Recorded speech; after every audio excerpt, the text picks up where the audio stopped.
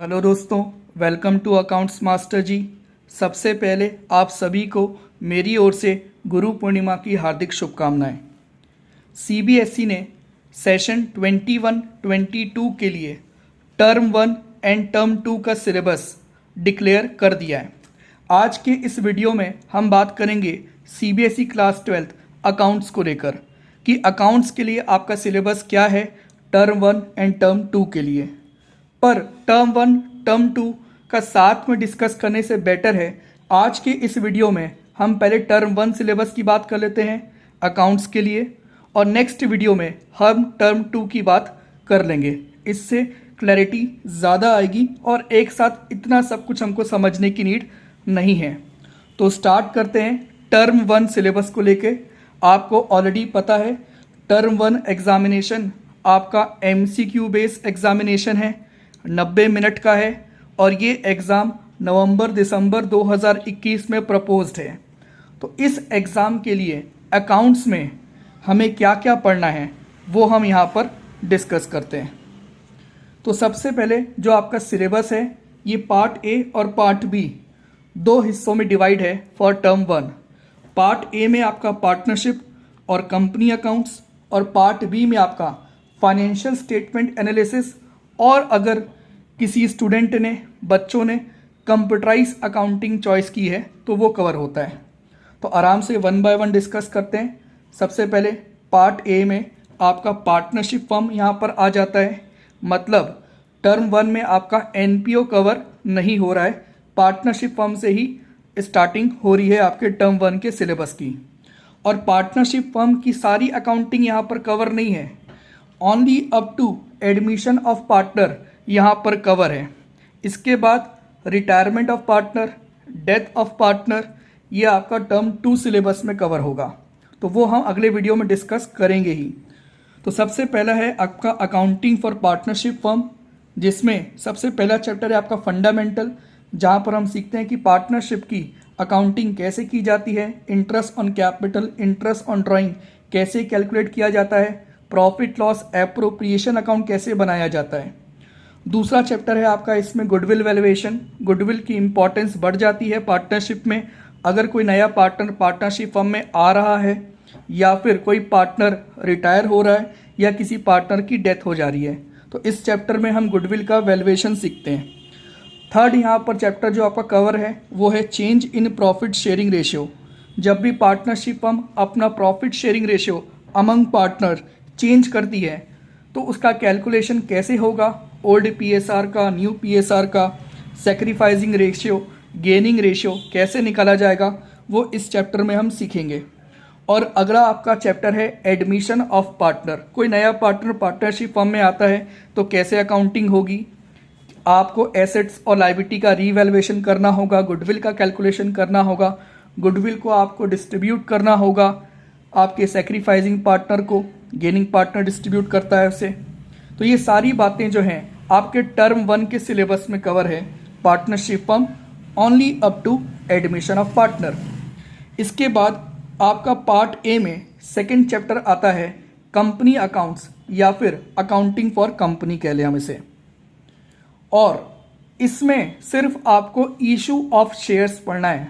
Shares क्या होते हैं, कितने टाइप्स के होते हैं, शेयर कैसे इशू किए जाते हैं, उसके लिए जर्नल एंट्री कौन कौन सी पास होती है, किस तरह से आप डिस्क्लोजर करते हैं शेयर कैपिटल का कंपनी बैलेंस शीट में शेड्यूल 3 फॉलो करते हुए, ये सारी चीज़ें हमको इशू ऑफ शेयर्स के चैप्टर में डिस्कस करनी है और पढ़नी है।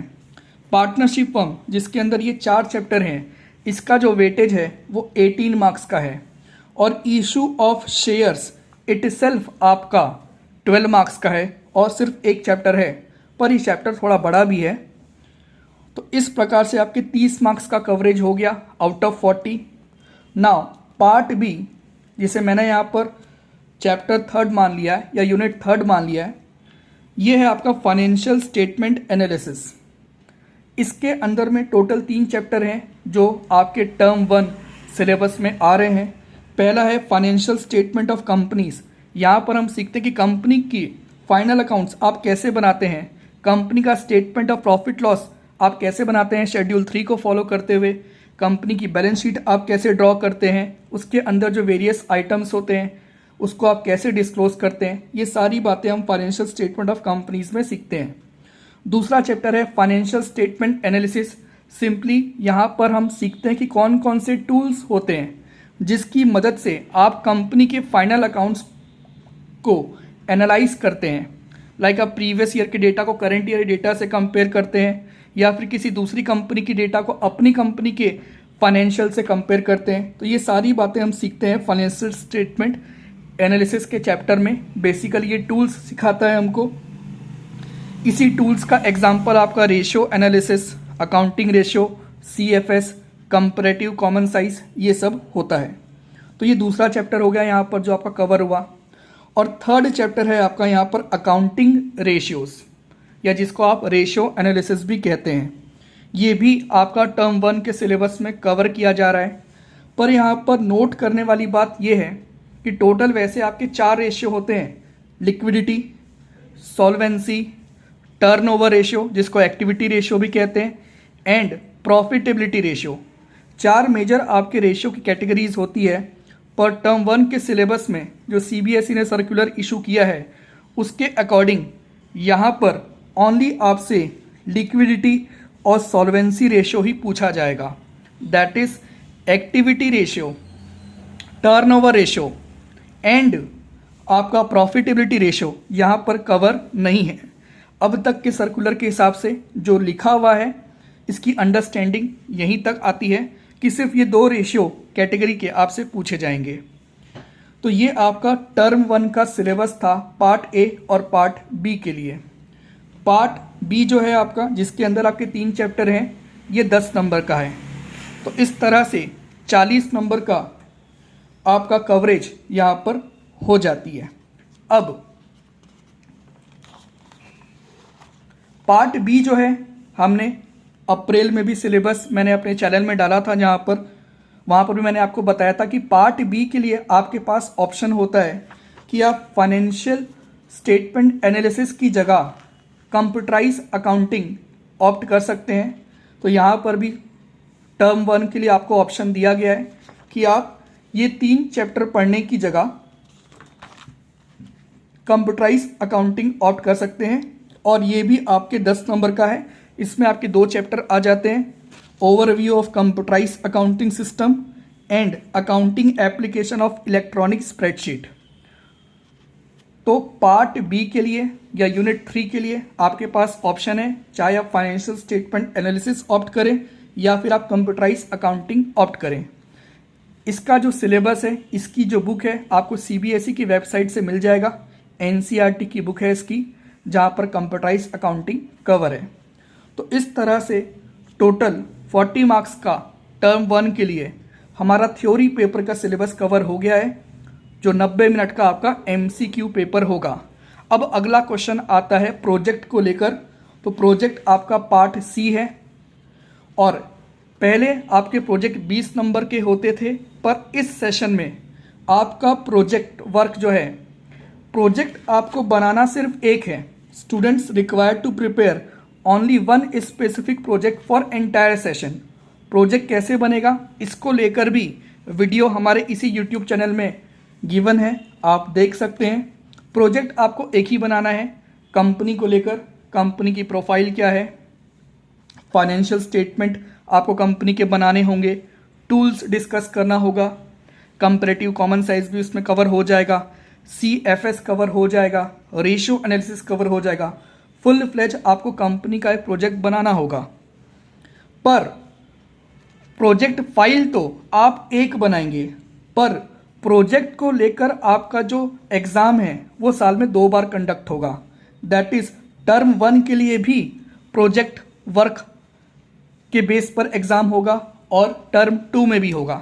पहले प्रोजेक्ट आपके 20 नंबर के होते थे, इसीलिए प्रोजेक्ट वर्क जो आपका टर्म 1 है वो 10 नंबर का होगा, ना कि 20 नंबर का।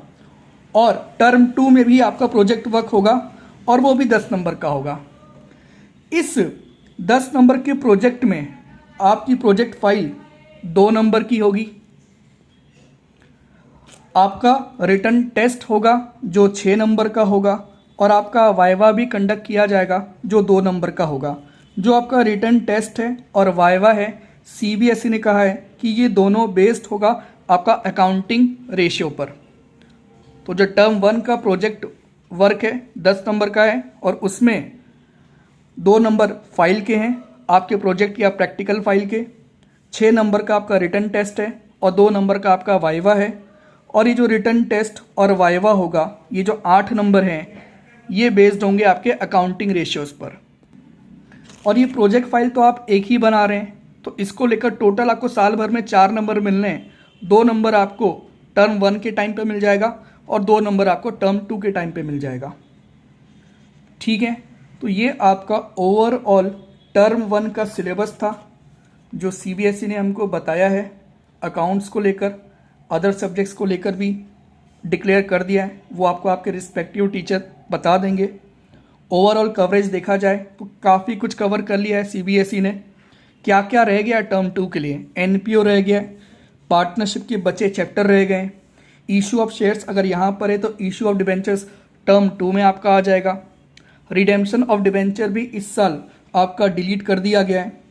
इसके अलावा फाइनेंशियल स्टेटमेंट एनालिसिस में आपका कंपैरेटिव कॉमन साइज यहाँ पर नहीं आ रहा है तो वो टर्म 2 में आ जाएगा। सीएफएस यहाँ पर नहीं आ रहा है तो वो टर्म 2 में आ जाएगा। और प्रोजेक्ट वर्क टर्म 2 के लिए भी 10 नंबर का ही होगा और वो भी वहाँ पर कवर हो जाएगा। उसके लिए हम अगले वीडियो में डिटेल में बात करेंगे ही। तो उम्मीद है आपको अकाउंट्स को लेकर, क्लास 12th को लेकर जो टर्म 1 का सिलेबस है वो समझ में आ गया होगा। आप इस बात का ध्यान रखें कि ये पेपर आपका एमसीक्यू बेस्ड है, तो आपको पढ़ना तो सब कुछ है, पर जब आप क्वेश्चन प्रैक्टिस कर रहे होंगे तो आपको अपना तरीका बदलना होगा और max to max MCQ solve करने की कोशिश करनी होगी। इसके लिए आप अपने स्कूल के टीचर से, अपने कोचिंग के टीचर से रिक्वेस्ट कर सकते हैं। और उम्मीद है कि सीबीएसई भी जल्द से जल्द क्वेश्चन बैंक रिलीज़ करेगा जो टोटली एमसीक्यू बेस्ड होगा। इसके अलावा हम एक्सपेक्ट करेंगे कि सीबीएसई क्वेश्चन पेपर का पैटर्न कैसा रहेगा वो भी जल्दी से जल्द रिलीज़ करेगा। ठीक है, तो अगर आपको इस टर्म 1 की सिलेबस को लेकर कोई भी डाउट है अकाउंट्स के रिस्पेक्ट में तो आप कमेंट कर सकते हैं, मैं पक्का रिप्लाई करूँगा, टाइमली रिप्लाई करूँगा। और टर्म 2 का सिलेबस के लिए अगला वीडियो हम कोशिश करेंगे कि कल ही आपके लिए रिलीज़ कर दें और बता दें। तो मिलते हैं अगले वीडियो में, तब तक के लिए bye, take care and thanks for watching.